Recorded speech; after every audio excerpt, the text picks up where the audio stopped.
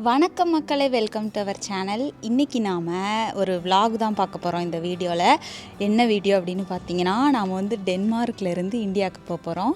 So இப்போ நம்ம டென்மார்க்கில் தான் இருக்கோம். இவ்வளோ வெயில் அடிக்குது, என்னடா நீ இவ்வளோ வெயில் அடிக்குது, டென்மார்க்கில் இவ்வளோ வெயில் அடிக்குது அப்படின்னு கேட்டிங்கன்னா, ஆமாம், இப்போ வந்து சம்மர் வந்துருச்சு. ஸோ ஒரு 20 டிகிரி வரைக்கும் போகிறதுக்கு வாய்ப்பு இருக்குது. ஸோ நல்லா வெயில் அடிக்குது. நாம் இந்தியா போக போகிறோம். ரொம்ப நாளாக இந்த நாளுக்காக தான் நான் வந்து காத்துக்கிட்டு இருந்தேன். ஸோ அந்த நாள் வந்துருச்சு. பெட்டி புடுக்கையெல்லாம் எடுத்து வச்சுட்டு நான் வந்து வெக்கேஷனுக்காக இந்தியா போக போகிறேன். ஸோ எப்படி இருக்க போகுது அப்படின்னு சொல்லி பார்க்கலாம். வாங்க வீடியோக்குள்ளே போகலாம். நாம் இப்போது நடந்து வந்து ட்ரெயின் ஏறிட்டோம். ஸோ இங்கேருந்து இந்த ட்ரெயினில் தான் நாம் ஏர்போர்ட் போக போகிறோம். என்னடா நாம் ட்ராவல் பண்ணுறோமே, அற்புதங்கள்லாம் ஒன்றும் நடக்கலையே அப்படின்னு நான் வந்து எதிர்பார்த்தேன். நடந்துருச்சு. என்ன அப்படின்னா, என்னோடய ஃப்ளைட் வந்து டிலே ஆகிடுச்சு. ஸோ 9:10 நைட்டு வர வேண்டிய ஃப்ளைட்டு 11:50 தான் வருமாமா. ஸோ ஃப்ளைட்டு டிலே ஆனனால நாளைக்கு அடுத்து எனக்கு இப்போது கோப்பன்ஹேகன்லேருந்து டெல்லிக்கு ஒரு ஃப்ளைட்டு, அடுத்து டெல்லி டு பெங்களூர் ஒரு ஃப்ளைட்டு. அப்புறம் நான் பெங்களூர்லேருந்து எங்கள் வீட்டுக்கு போகிறதுக்கு இன்னொரு பஸ்ஸில் போனோம். ஸோ ஓவராலாக பார்த்தா ஃப்ரைடே நைட்டு 9 மணிக்கு இங்கேருந்து கிளம்புவேன். அடுத்து நான் ரீச் ஆகிறது வந்து வீடு போய் சேருவேன் சண்டே மார்னிங் ஒரு 7 மணி அந்த மாதிரி போய் வீடு போய் சேர்ந்துருவேன். பார்ப்போம் இந்த லாங் ஜர்னி எப்படி இருக்குது அப்படின்னு. 12 மணி ஃப்ளைட்டுக்கு 6 மணிக்கெல்லாம் போய் ஏர்போர்ட்டில் உட்காந்தனால என்ன பண்ணுறதுனே எனக்கு தெரியல. அப்புறம் கொண்டு போயிருந்த ஸ்நாக்ஸ் எல்லாம் சாப்பிட்டுக்கிட்டே படம் தான் பார்த்தேன். போகிற வரவங்கள வேடிக்கை பார்க்குறது, இதுதான் நான் பண்ணிக்கிட்டு இருந்தேன். அப்புறம் பேக்கெல்லாம் செக்இன்க்கு போட்டுட்டு ஃப்ளைட்டு வந்துருச்சு. 12 மணிக்கு ஃப்ளைட்டும் ஏறியாச்சு. ஃப்ளைட் ஏறணுன்னு பார்த்தீங்கன்னா, எனக்கு பக்கத்தில் இருக்கிற 2 சீட்லேயுமே யாருமே கிடையாது. நான் மட்டும்தான் அந்த ஃபுல் சீட்லேயே. ஃபஸ்ட் டைம் இந்த மாதிரி நான் ட்ராவல் பண்ணுறேன். சரி, டிவியில் ஏதாவது படம் பார்க்கலாம் அப்படின்னு பார்த்தா ஒன்றுமே இல்லை அதில். நானும் ஒன்று டச் ஸ்க்ரீன் ஒர்க் ஆக மாட்டேங்குது, இல்லை ரிமோட் ஒர்க் ஆக மாட்டேங்குது, இல்லை டிவியே ஒர்க் ஆக மாட்டேங்குது. அந்த மாதிரி தான் இருந்துச்சு. என் பக்கத்தில் இருந்த சீட்டில் இருக்கிற டிவியுமே நான் வந்து செக் பண்ணேன். இருந்தாலும் அவ்வளோ இன்ட்ரெஸ்டிங்காக ஒன்றுமே இல்லை அதில். அதனால் சரி, இந்த சீட்டில் வந்து நம்மளே ஃபுல்லாக ஆக்குபை பண்ணி படுத்து தூங்கலாம் அப்படின்னு சொல்லி அந்த 3 சீட்டையும் கவர் பண்ணி படுத்து தூங்க ஆரம்பிச்சிட்டேன். அப்போ தான் இடையில அந்த அக்கா எழுப்பி சாப்பாடெல்லாம் கொடுத்தாங்க. ஆஹா ஓஹோன்னு இருந்துச்சு சாப்பாடு அப்படின்லாம் சொல்ல முடியாது. பசிக்கு சாப்பிட்ற அளவுக்கு இருந்துச்சு.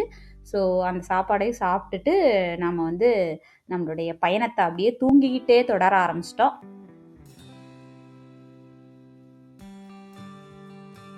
Copenhagen to Delhi 9 hours journey முடிய போகுது. நாம் இப்போது டெல்லியில் லேண்ட் ஆக போகிறோம் அப்படின்னு கேப்டன் சொன்னோன்னே நாங்கள் எல்லோரும் லேண்டிங்காக ரெடி ஆகிட்டோம். சாவு பயத்தை காமிச்சிட்டான் பரமா அப்படிங்கிற மாதிரி தான் இருந்துச்சு அந்த லேண்டிங்கு. என்னால் அதை ஃபுல்லாக வீடியோவில் கவர் பண்ண முடியல. ஆனால் ரொம்பவே பயமாக இருந்துச்சு. எந்த அளவுக்கு அப்படின்னா, நாங்கள் மேலே வச்சுருந்த அந்த கேபின் பேக்கு அந்த டோர்லாம் ஓப்பன் ஆக ஆரம்பிச்சிருச்சு. எப்படியோ நல்லபடியாக நாங்கள் தர இறங்கிட்டோம். இருந்தாலும் அந்த லேண்டிங் ரொம்ப பேடான ஒரு லேண்டிங்.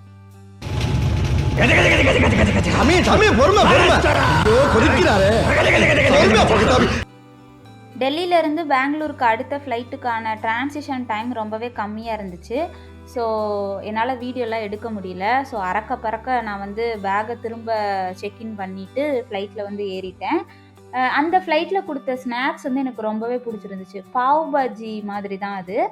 அந்த பாவ் கூட சிக்கன் கைமா கொடுத்துருந்தாங்க. நான்வெஜ் மீல் செலக்ட் பண்ணியிருந்தவங்களுக்கு. அது கூடவே ஒரு ஸ்வீட்டும் இருந்துச்சு. அந்த ஃபுட்டு ரொம்ப நல்லா இருந்துச்சு அப்படிங்கிறதுனால நான் வந்து அதை ருசித்து நல்லா நிம்மதியாக உட்காந்து சாப்பிட்டுட்டு இருந்தேன். விண்டோ சீட்டு வேறு உட்காந்து வேடிக்கை பார்த்துட்டே வந்து பெங்களூருக்கு நம்ம வந்து சேர்ந்துட்டோம். ஸோ நாம் இப்போ வந்து பெங்களூர் ஏர்போர்ட் வந்துட்டோம். இங்கேருந்து சாந்தி நகர் பஸ் ஸ்டாப் போய் அங்கேருந்து நம்ம பஸ் பிடிக்கணும்.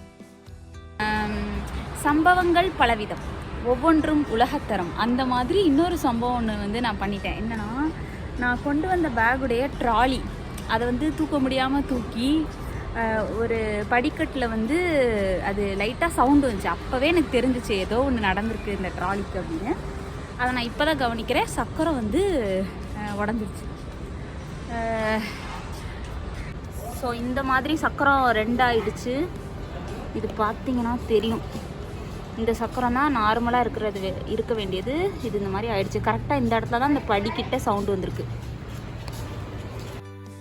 ஏர்போர்ட்லேருந்து ஊபர் புக் பண்ணி அந்த சேதாரமான ட்ராலியை என்னால் முடிஞ்ச அளவுக்கு பத்திரமா கொண்டு போய் சாந்தி நகர் பஸ் ஸ்டாப் வரைக்கும் சேர்த்துட்டேன். சாந்தி நகர் பஸ் ஸ்டாப் போனோம்னா அங்கே பக்கத்துலேயே ஒரு கடை இருந்துச்சு. அந்த கடையில் அருமையாக 2 தோசை சாப்பிட்டுட்டு நம்ம வந்து பஸ் ஏறியாச்சு.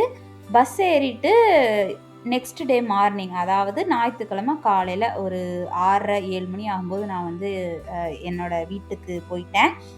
என்னால் அதெல்லாம் வந்து ப்ராப்பராக வீடியோவை எடுக்க முடியலை.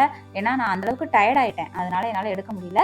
ஸோ இந்த வீடியோ உங்களுக்கு பிடிச்சிருக்கும் அப்படின்னு நம்புகிறேன். இது மாதிரி தொடர்ந்து நிறையா வீடியோஸ் பார்க்க மறக்காமல் நம்ம சேனலை சப்ஸ்கிரைப் பண்ணுங்கள். தேங்க்ஸ் ஃபார் வாட்சிங்.